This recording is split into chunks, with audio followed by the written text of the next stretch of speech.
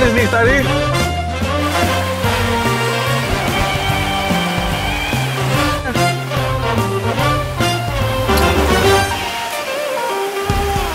Κοίτα.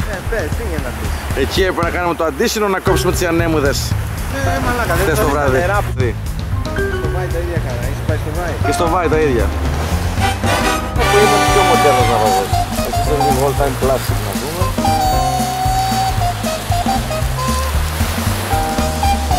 Σιγά, χαλάσει το ρίστρα,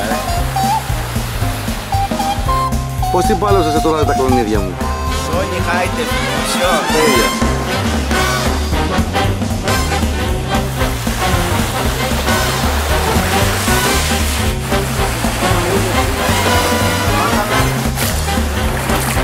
Κρύο. Κρύο.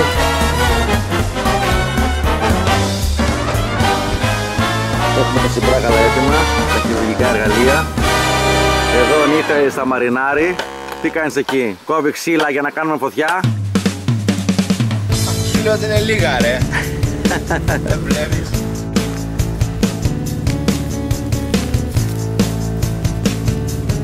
Αρνάρουμε τα κρέατα και ετοιμαζόμαστε να φάμε.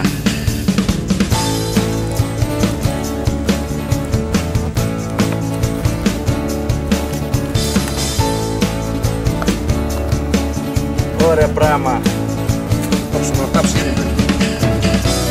Όλα αυτά είναι, δεν έχουμε άλλα? Έχουμε και κάτι άλλο. Πάω να κόψω το κουτσούρι. Δεν ξέρω αν θα το καταφέρω.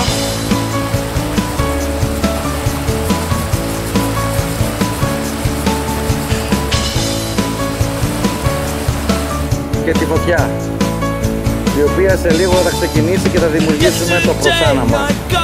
Αυτή την κατσούρα μην την κάψεις. Είναι ωραία.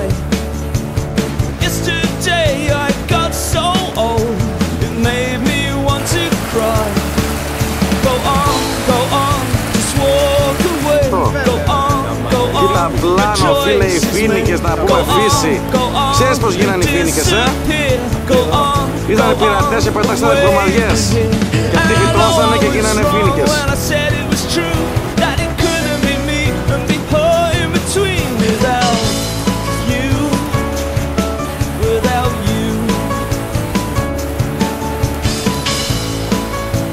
Ο νύχταρης πλύνει το λουκάνικο στο ποτάμι.